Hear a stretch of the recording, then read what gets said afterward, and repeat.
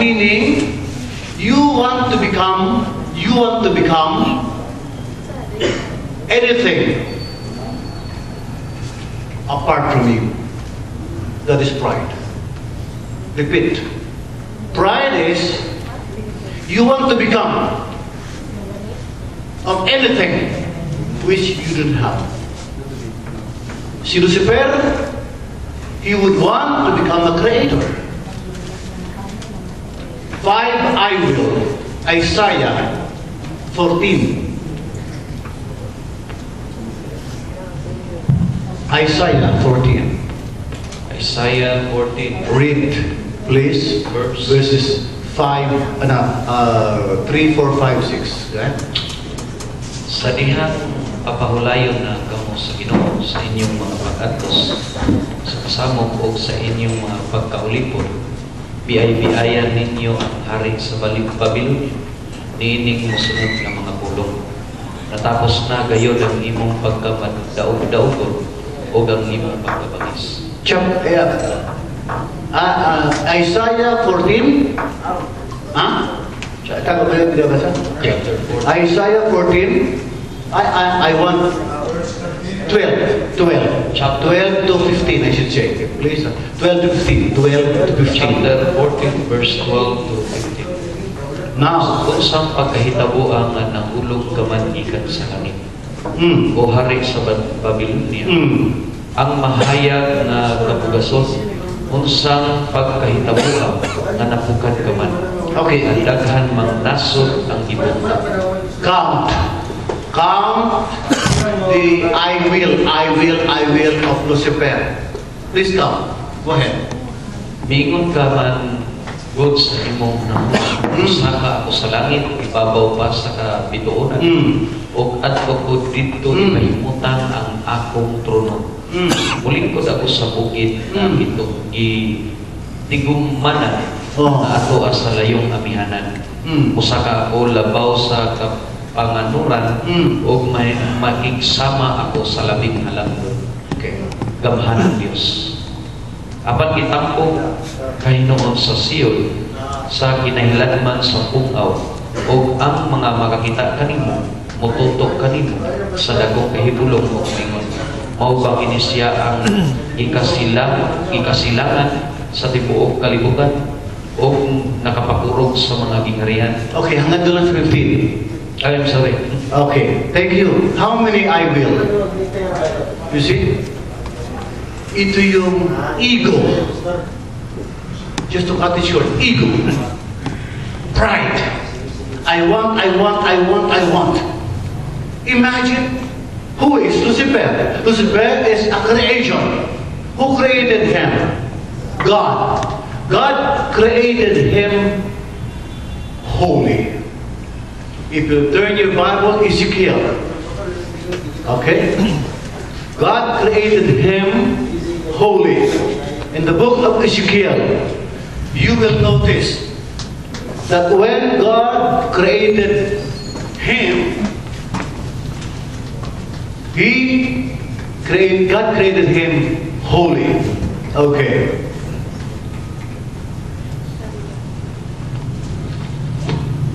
Chapter 28 of Ezekiel, 11 down to 19. Ezekiel chapter 28, 11 down to 19. Okay?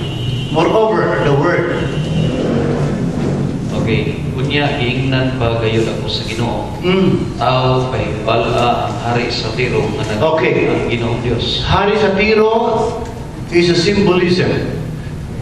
It symbolizes Lucifer. King of Tyre. Go ahead, please. Kaniadto simbolo sa kangit-in puno sa kaalam o hingpit ang imong katahon. Grabe, ano? Pagkakali ka kay Lucifer, you can see from this narrative. Please, go ahead. Dito ka magpuyo sa Eden ang tanaman sa Dios, naputos ka sa nagkadaing-daing halong bato. Diamante, cornalina, topasyo, haspi, risolito, berilo, onyx, sapero, carbunco, o esmeralda. Ang imong kwentas bulawan o anindot nga tibo. So, siya ay musician din gihapon. Ang iyang i-play, unsa maning tabrets, pipes. Ano man to? These are wind instrument and string instrument. Musician siya. Kala niyo kayo lang.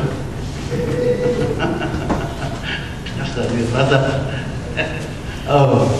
Sa adlaw sa pagbutang ko kanimo sa Ayan. sa Eden, ipabantayan ko ikaw sa usa ka anghel. Privilegyo ni Lucifer. Pantay. Dito ka sa balaang bukid sa Dios na naglakaw-lakaw taliwala sa mga Naglakaw-lakaw ka siya. gila. 15.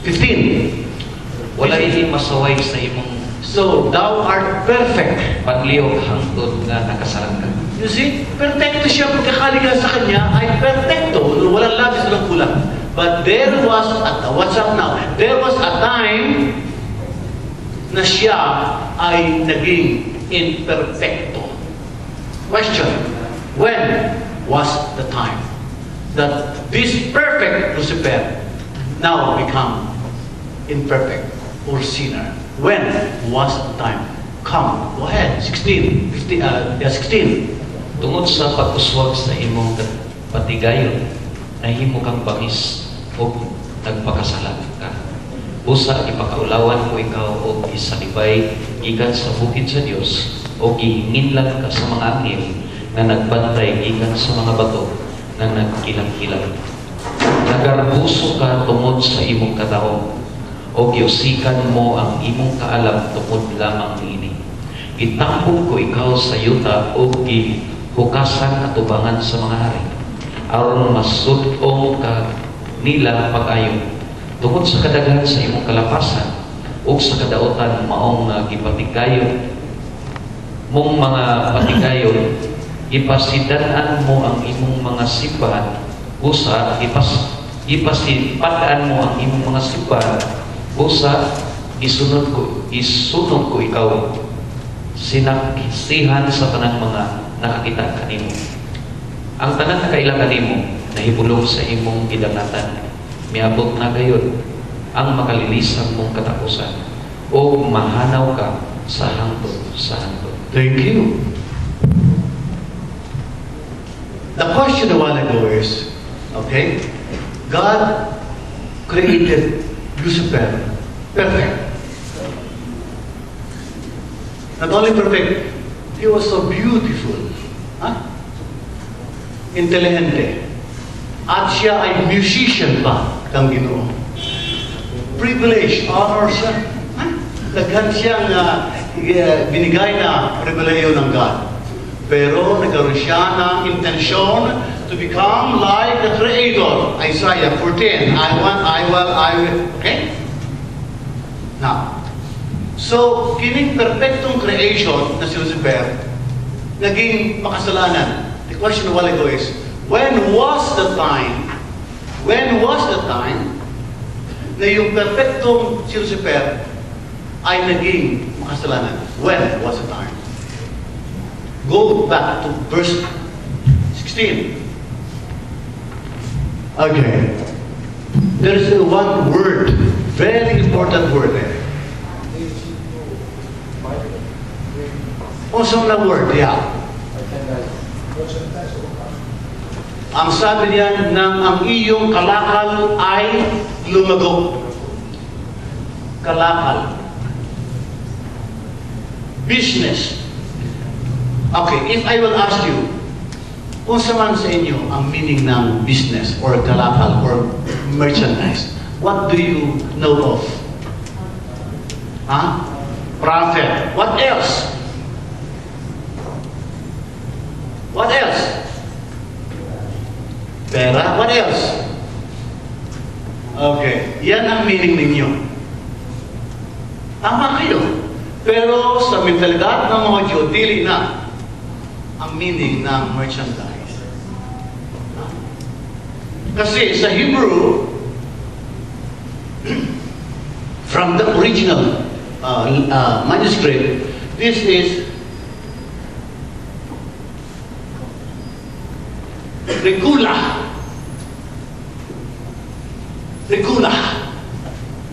And Regula is none other, to simplify the meaning. This is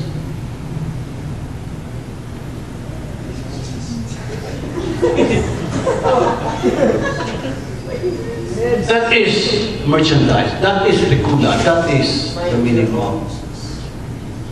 Iba sa meaning ninyo, di ba? Ang ibig sabihin, yung perfectong nilikha ng Diyos na si Lucifer, karon dili na perfecto. Ang tanong mo kina, when was the time na siya ay dili na perfecto nang siya ay magsimula ng chismis? Church, listen. Pastor, listen. Members, listen. Even in the church, where you are a member, chismis is a devil alive. Listen, church.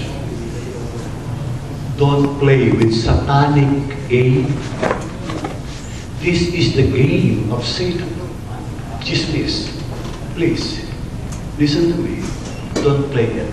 That is demonic. So when there is chismis in the church, huwag rin yung patulan. Huwag rin yung patulan. Because, ibig sabihin, pagka pinatulan mo, sumasang-ayon ka sa demonyo. Hello? Buhay ko ba kayo? Lalo na kung ang subject ng chismis ay ng pastor.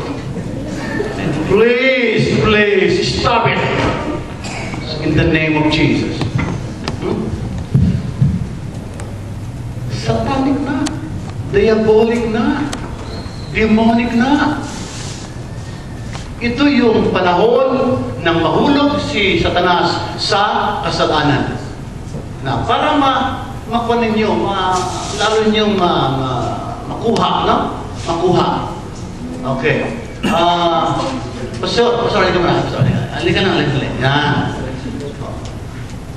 Example. Para ma-appreciate ninyo yung merchandise o kula o chismis. Ito na, Okay. Example na to, Okay. For example, tantanan, mga nilikhang angels ng God. So, kitantanan mga anghel. Mga holy angels of God. Okay? Holy angels of God. One day,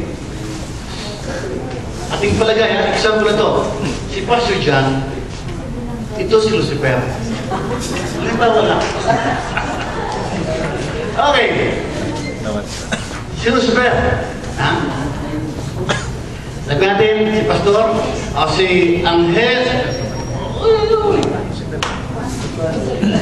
Ito si Anghel de la Mancha. Anghel de la Guardia.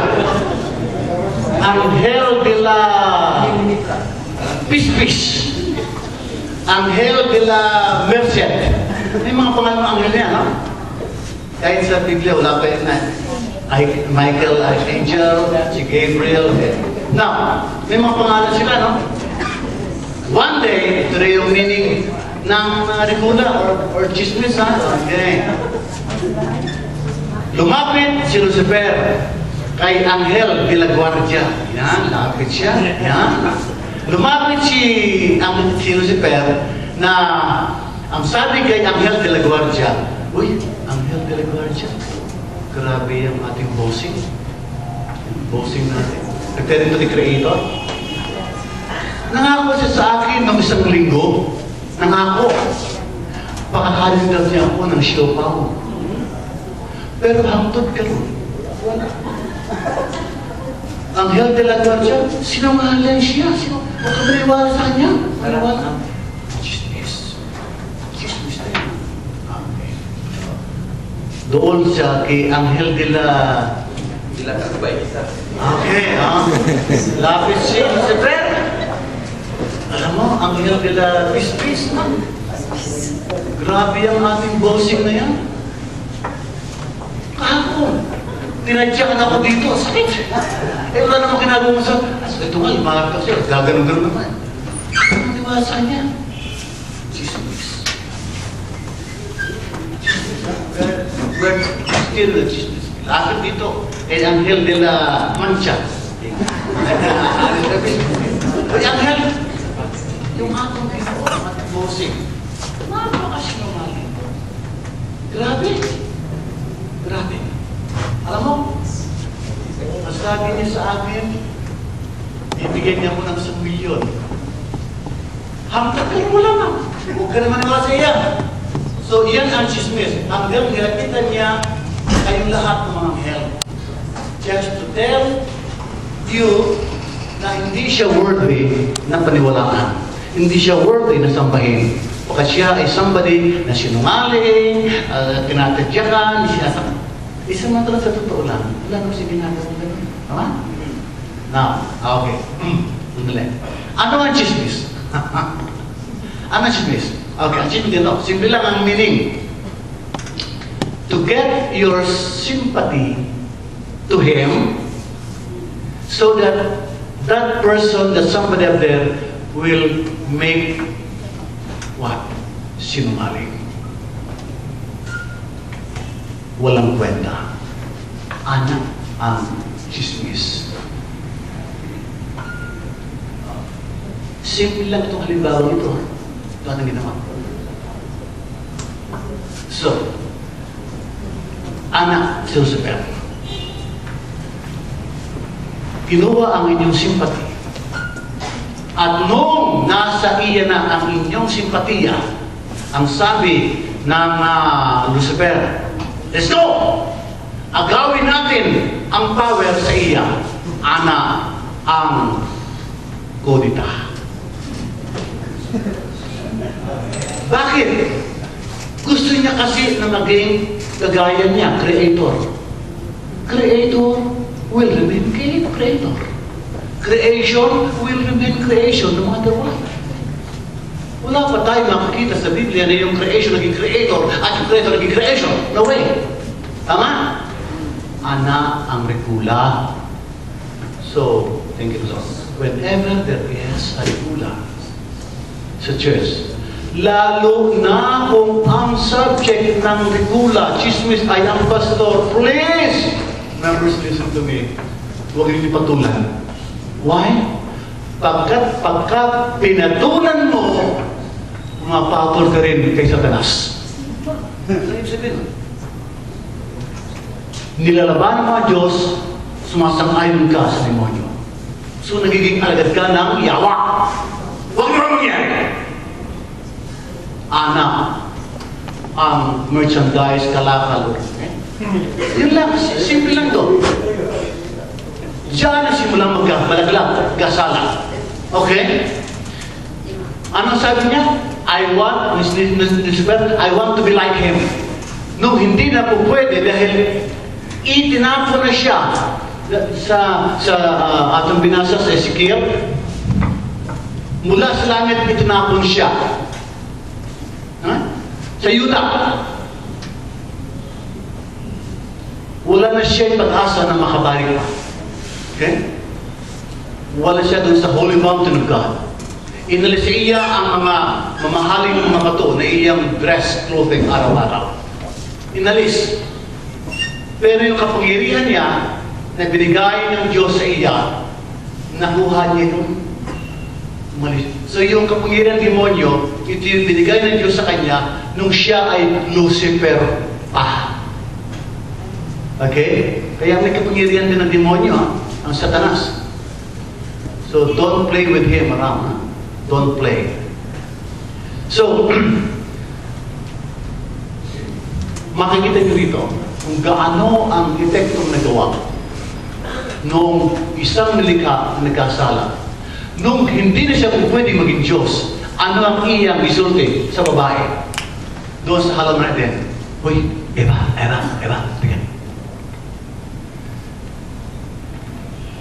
Number 2, attempt of temptation. See, number 1, ang sabi ni Satan, is it true that you are not to eat of this fruit? That's number 1. Number 2, Hindi totoo yan. Hindi totoo yan. Now, listen to the second attempt. Second temptation. Ang sabi ni Satanas, you know what? Babae, if you will eat of this, you will become like him. Wow. So yung hindi na, siya hindi naman pwede. Ang sabi ng Satanas, uy babae, pwede ka na maging Diyos. Nangyari ba yun? Hindi rin. Bagsak. Lucifer, huwag ka ng human being. Angelic being man yan, si Lucifer. Pati human being, bagsak. Now, iyan ang mapakalaking problema ngayon. See, you get the point here? So sabi doon na Romans 5:12 ni John, ni Paul. 5:12, Romans 5:12.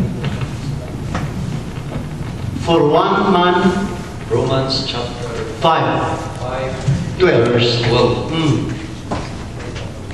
Okay. Nakasulod ka sa kalibutan, nakasulod sa kalibutan ng sala, Ang sala. inagis o sa katao, O sa katao, sige naman na. ug ang sala nagdalag kamatayon, busa mikaila ang kamatayon ngadto sa tanang katawhan, kay nakasalakman ang tanang tao. Okay. Di na sa kalibutan ang sala, sa wala pa gani. Hanggang 5 lang. Hanggang 12 lang, hanggang 12. Hanggang 12 lang ngayon? Okay, thank you. Now listen. Sa pamagitan ng tao, pumasok sa lanan. Sino yung tao na yun? Si Eva, si Adam. Okay. At nang siya magkasala, what happened? To what has been tempted by Lucifer to Adam and Eve? What has been yung naging outcome?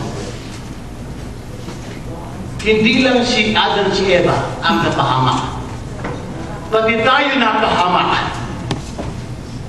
For all have sinned and come short of the glory of God. Romans 3. Okay? But thanks be to God, there's a grace. 6:23 of Romans. There is the grace. The grace of salvation. Hallelujah. Okay? So, definitely, in this picture that we're trying to locate for, trying to study here,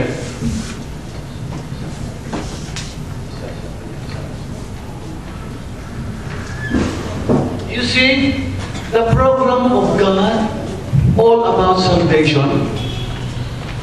God initiated that if He will save the world from sin, He has to bring down from heaven His abode, the tabernacle.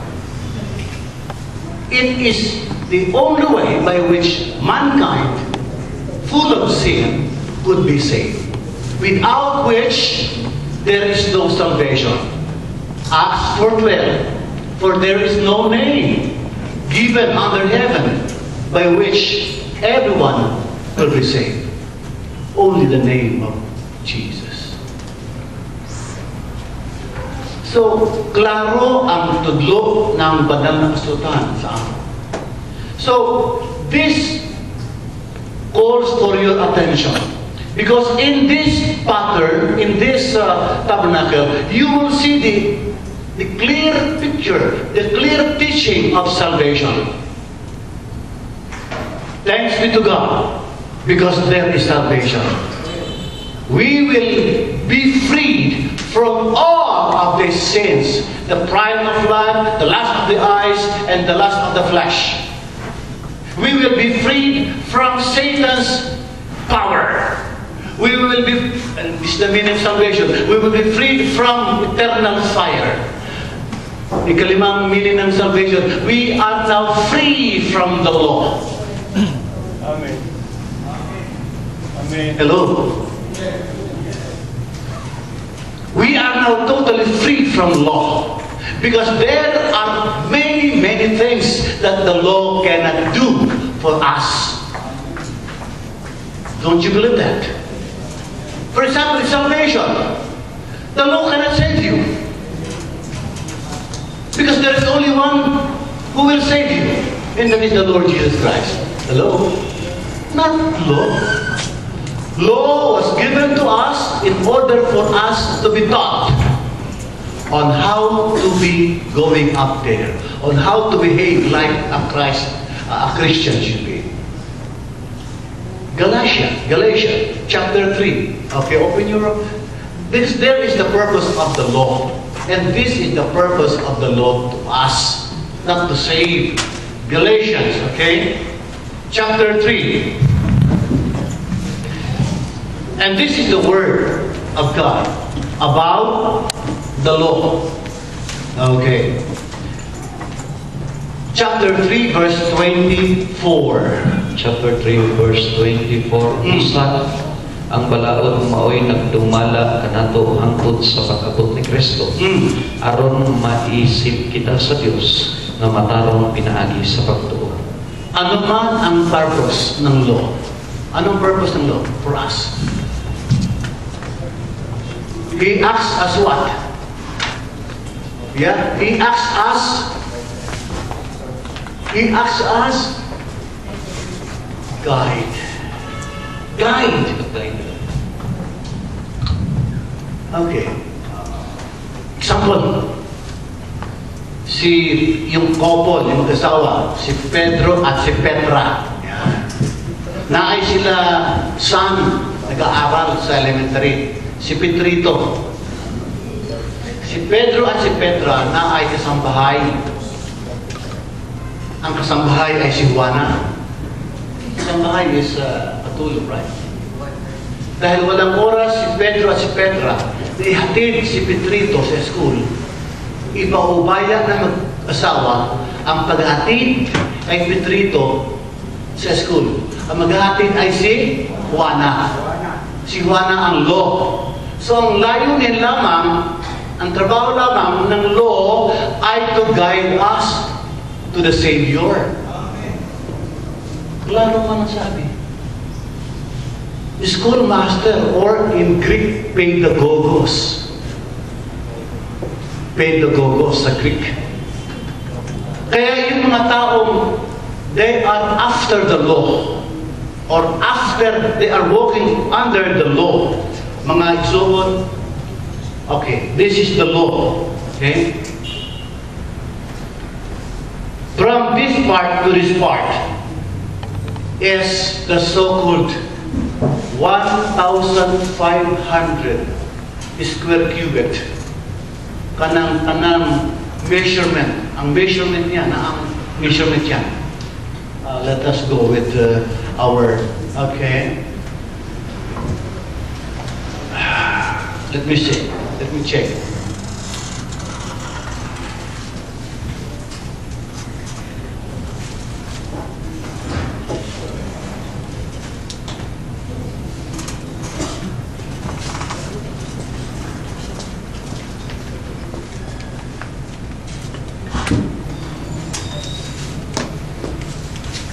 Wala rin natin lahat.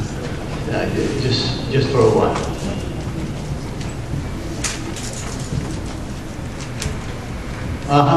Okay, here. The measurement of this is equivalent to the measurement you will see upstairs. Ang span of time from Adam to Abraham is 2,000 years, span of time. Nauna si Adam. After 2,000 years, Abraham. Then after Abraham, another 2,000 years, si Jesus. After Jesus, 2,000 years, church. Ekaleo. Okay. Now, let's go back here. From Adam to Abraham, how many years? 2,000. Now, listen and look. Okay?